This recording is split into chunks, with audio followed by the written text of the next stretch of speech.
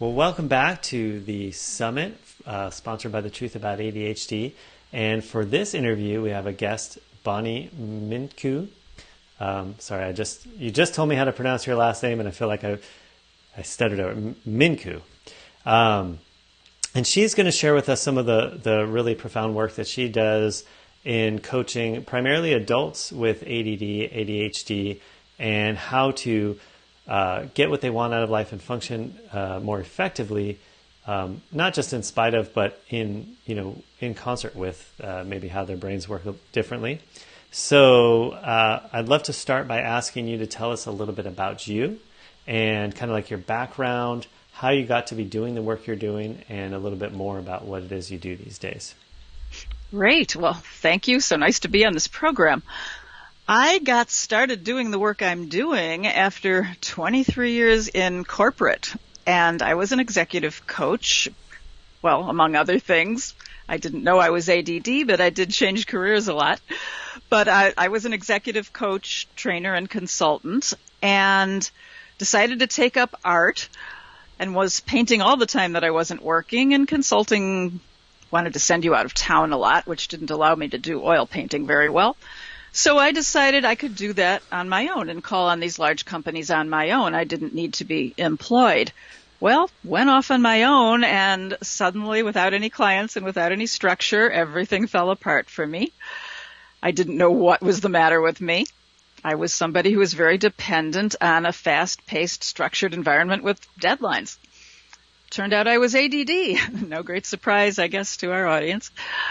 And that was just so fascinating to me. I was in my 40s then, to find out I was ADD, that I took a year-long training program on how to coach adults with ADD.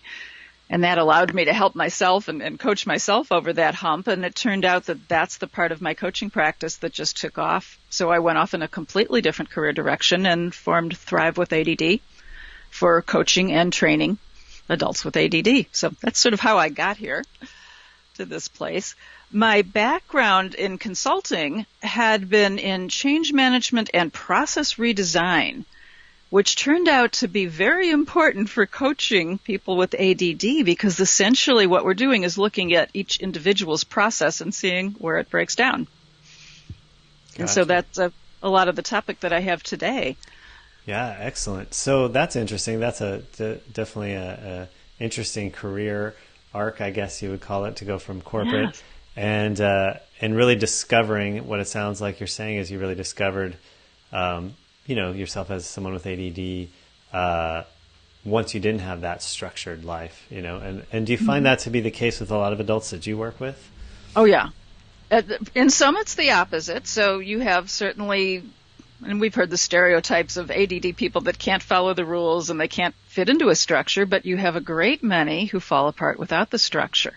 Uh-huh. And then, to greater or lesser degrees, depending on the individual. Sure.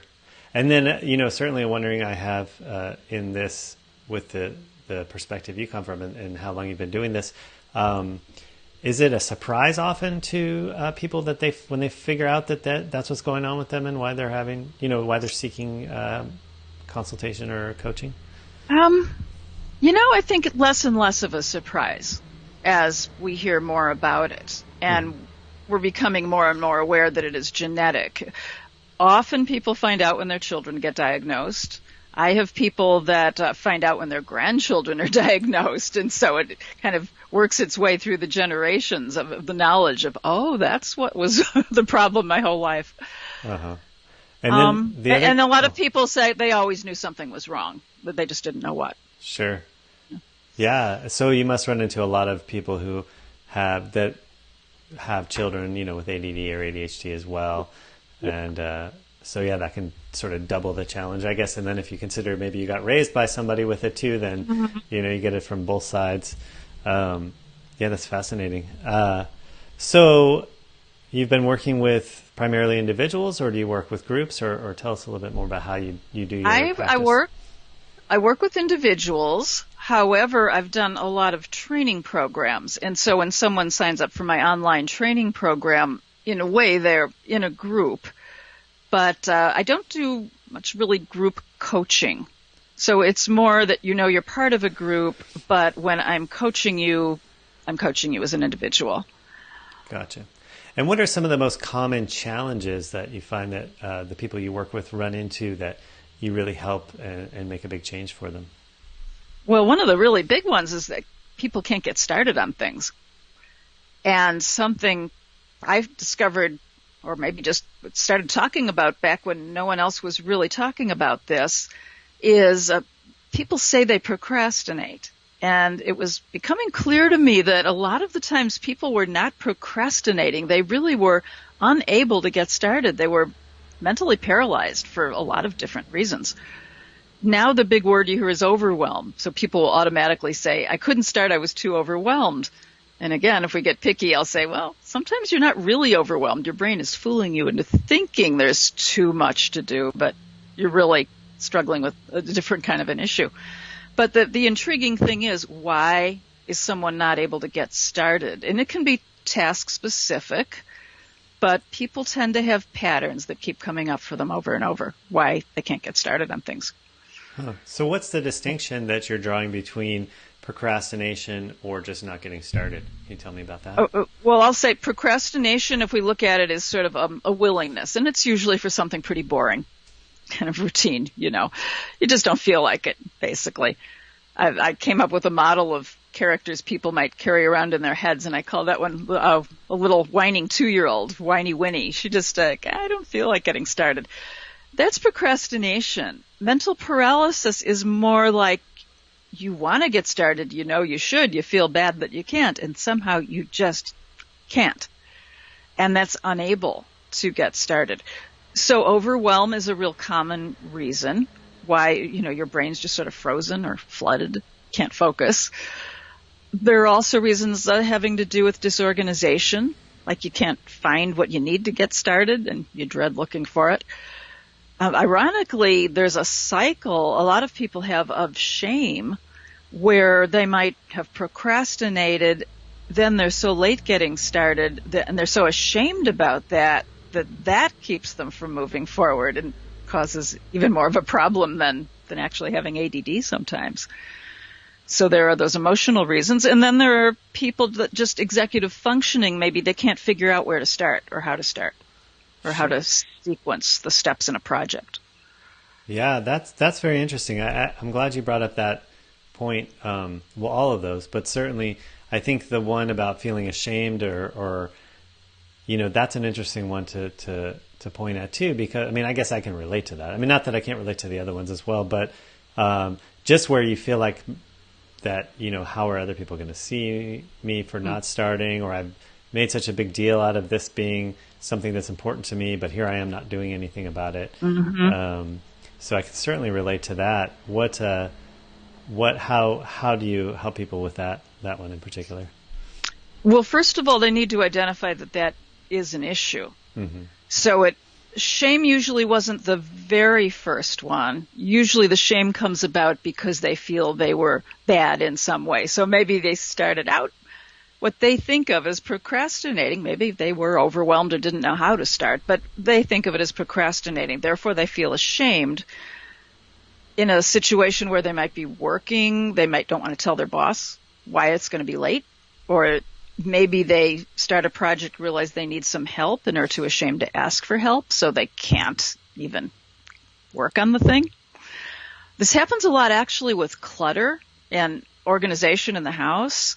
So someone may have an extremely cluttered house, and they're too ashamed to let a repair person in. They're too ashamed to call a professional organizer who could really help them. A lot of times they're too ashamed to call a coach for a long time because they think there's something wrong with them for having that problem. Interesting. So that's where I say it becomes circular. It may have started with something else, but then the shame kicks in, keeps them from moving forward. Right. Sorry, that's my fax machine if you hear that beeping back there.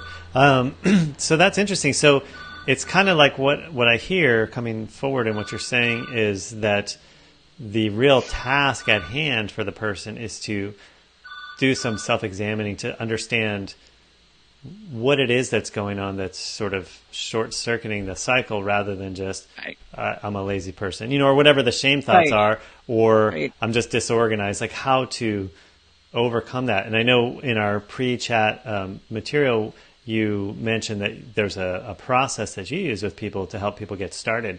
So I'd love for you just to kind of share with us how that works, because I think it makes a lot of sense. We can probably, all of us, honestly, identify at least one, if not several of those pieces of why we don't get started with things that you mentioned. So yeah, if you could just tell us a little bit about how you work with people to be able to actually get started with the things they want to or need to get started with. Yeah, this is a super easy and very, very powerful. So it starts with tracking intentions that you have. And I always have to be very clear with people. I don't mean track everything you do. Maybe for a week or so, pick just one thing a day that you intend to do, you want to do, and write down that thing and the time you want to start it. And maybe keep a little paper by your bed where you're tracking this. So when you're about to go to bed, at the end of the day, just write down, did I do it at that time or not? And hopefully not, because what we really want to find out are what roadblocks are getting in your way. So you write down what got in your way from starting at that time. And you do this for about a week, maybe have 7 to 10 entries. You'll probably start to see a pattern of what keeps coming up over and over. And they could be excuses that maybe you're embarrassed to tell anyone else, like I forgot, or I just didn't feel like it. But they might be, I'm overwhelmed. You might even bring up, I couldn't make that phone call at that time. I was too ashamed to talk to that person. Whatever the reason is, there's no excuse that's too silly for writing it down to start seeing what comes up. And then the next part of that is for each one of those, each instance, ask yourself why. And I call it the technique of the 5 whys because you don't just ask why once. That'll give you a very superficial kind of solution that probably won't work in the long run. You want to really find out why. So let's say somebody wants to, they're late to work every day, maybe. They want to get out the door at a certain time. So they say, I have to be out the door at 8 o'clock. Were they out the door at 8 o'clock? No. On that particular day, why not? Well, I couldn't find my keys. That could be the reason. So then you say, okay, why couldn't you find your keys? Because I didn't know where I put them. Why didn't you know where you put them? Because I don't really pay attention to where I put them. I just randomly put them down anywhere. Why do you randomly put them down anywhere? I never developed a conscious habit of putting them in a particular place. So you see, you've coached yourself right there into a solution on just those keys. So that's what I mean by keep on asking yourself why. Or you can turn the why into a what, like what would help? What would have helped in the situation? So now you're giving yourself a solution for looking for your keys. There could be lots of other reasons why you don't get out the door at 8 o'clock as well. But meanwhile, the fact that you never developed habits for where you put your keys is probably a pattern that is going to come up again in a lot of intentions of not developing conscious habits for certain things or organization kinds of issues that might keep coming up. So then the next step is you would create your intentions a little more strategically. So it wouldn't simply be out the door at 8 o'clock. It might be, thinking of the things that would lead you to success in getting out the door at 8 o'clock. So it might be I have to have all my bags that I'm taking with me ready and packed and by the door at 8 o'clock. Or it might be, let's say you found out your roadblock was it took me too long to wash my hair and get ready and I just wasn't ready by 8 o'clock. All right, you've got to work backwards then. What time do you have to really start getting ready, which might mean what time do you really have to wake up? So when you start digging into why and developing a strategy, you're moving back from the superficial to something that's more meaningful, that's more likely to cause a lot of good things happening and get rid of a lot of roadblocks. One of them for getting up early, a lot of people can't get up at the time they want to get up because they're just too darn sleepy because they went to bed too late. So that's really moving backwards to what's going to help. And you've got the strategic things going, and just then you look for patterns. What keeps coming up? And I've developed some tools to kind of prompt people or help people find their patterns. So one of those is an infographic that points out the difference between procrastinating and then all the different reasons why mental paralysis might be taking place. And then I have a little quiz people can take to kind of find out, I call it who's driving your bus. If you think of your brain as a private bus with some characters inside, and any of those characters might grab the wheel and start driving. So in the case of the keys or somebody who is disorganized in that way, that character is called Disorganized Derek. Or the I don't feel like it, that's Whiny Winnie. And so you get to note which of your characters are the strongest ones that are driving in certain situations. Gotcha. And then, then of course we go to solutions like, what can we do about that? Right. So let me just recap where we've gotten to so far, just to make sure I'm following you well. So for about a week or so, you track about one intention, one thing that you want to accomplish, ideally in that day. Is that? Yeah. And by a certain time in that day. No. Actually, let me stop you there. Really important. It's not the deadline time. It's the time you start. It's all about the start. Okay. So track an intention for that each day. And what track time you'll start. when you'll start doing that thing that you want to accomplish. And then at the end of a week or so, when you have 7 to 10 down, review them and see if you started. And the ones that you didn't start at the time, start asking yourself, looking at why. And you said the 5. Yeah. And, I tried to break it into steps, but actually you're much better asking yourself why within 24 hours. Okay. So better to ask yourself why as soon as you record it. More fresh in your mind. So then, but then not just why, but 5 whys, or that technique of why, and then why that, and then why that, until you really get to the root of the problem. Yeah. And then it sounds like the next step is to create more maybe realistic intentions. Now that you've sort of done that self-examination, your example of being out the door at 8 o'clock to work, and now you see that the keys were an issue or washing your hair was an issue. So now you give yourself, you track, your intention to get out the door by 8, but strategic. You add a little strategy to that. Like, what would you actually need to do to get out the door by 8 and not have that same roadblock come up again? Gotcha. And then, so now we're there. And so what's the next, where do we go from there? Well, all right, then you're looking at your patterns. So if you think of them as who's driving my bus, you might see, wow, disorganization is coming up over and over and over again as the problem.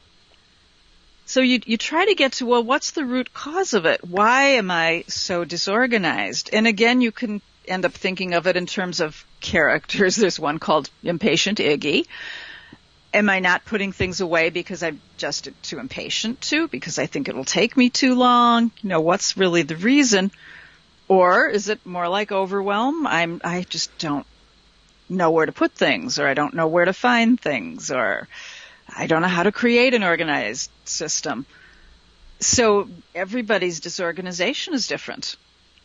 You want to kind of get to the cause of your disorganization. Some people are disorganized purely because of lack of habits. And if they can develop habits, a lot of their disorganization problems go away. Other people, though, are disorganized because they really don't know how to organize themselves. And if they knew how, they would do it. And they crave it. And those are the people that often feel very ashamed that they can't do it because they value it very highly and their brain isn't cooperating with them to help them organize. So those are the folks that need to realize they need the help. And bring in a professional organizer if you need to, or a coach, or, get some help with that. It's not just a matter of habit. And some people, of course, have both problems. And then you would need to address both. But it's all coming down to the cause. With ADD, we don't have the one-size-fit-all solutions very much.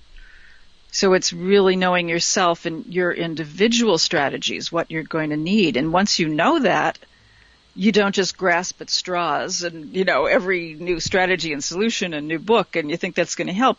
You get to be very familiar with what you need and what is going to help you. That's great because that's something we see with any number of changes we want to make in our lives, whether it's helping ourselves be more organized or start things all the way to, if we want to lose weight, or whatever, but often we'll grab at whatever the next thing is because the previous one hasn't been successful or we haven't succeeded. And so it's really what it sounds like you're saying is really going through this self-discovery to understand what's really going on for you as an individual so that then you can apply sort of strategic, I guess, strategies, specific targeted strategies to help yourself really accomplish what you're wanting to do. In this case, get started with the things that are important for you in a way that's actually going to work. Right. So you may still need some help with that, but you know the kind of help to go for or to ask for. Right. Yeah, that's the key, I think, in what you're saying. I think, it's kind of the key is you're evaluating, okay, if something didn't work, what about it didn't work? Why didn't it work? What would work better? And that's the part that people tend not to do. They'll just sort of give up on themselves. They'll try something. It didn't work perfectly. And I will say, with ADD, we all have a lot of impatient Iggy in us. So we think we're supposed to... like turning a button, you start something, you try it, instant presto, I should be perfect. People don't go through the evaluation and the tweaking usually something needs to make it perfect. Right. Well, and it sounds like, I'm glad you mentioned that because, what I think of for many adults, in at least that I, interact with and come in contact with, I hear people say things like, "Oh, I have ADD," or "I'm ADD."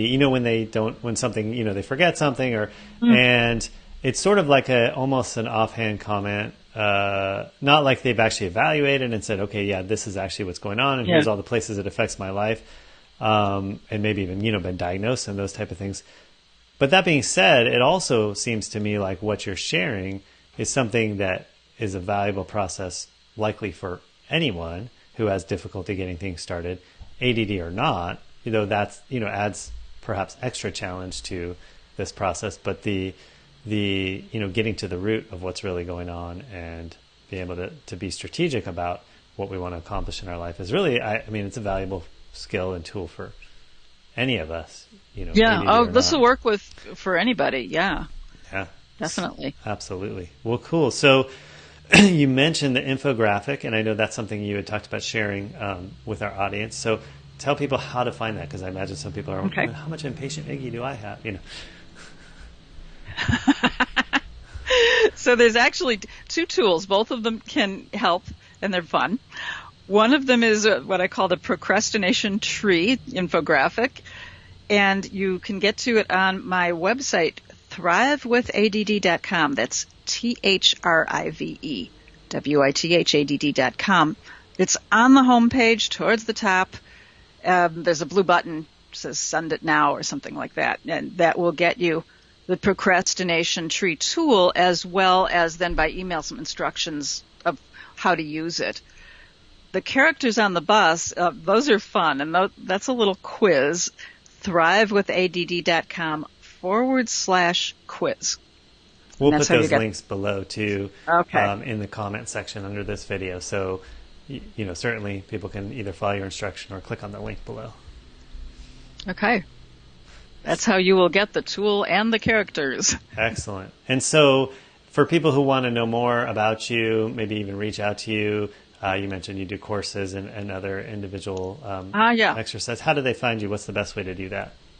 Well, I don't want to forget to mention I have a monthly membership training and guidance and support program. It's called productivitypathfinder.com, or in Thrive with ADD, my website, just click on training and you can get to it that way. And you can contact me through the website, or my email is actually a little confusing because it's my name. It's Bonnie@BonnieMincu.com. Bonnie@BonnieMincu. And I think you have the spelling probably somewhere in the comments, right? Absolutely. Yeah. And then how about on social media? I know you mentioned you're not a huge social media person, but since we're on Facebook. Facebook.com/ThriveWithADD. Awesome. Again, that's THRIVE. People often think I'm saying drive like driving a car. And Thrive. That's why I'm spelling it. Gotcha. Excellent. Well, I so appreciate you taking your time and sharing your expertise with us.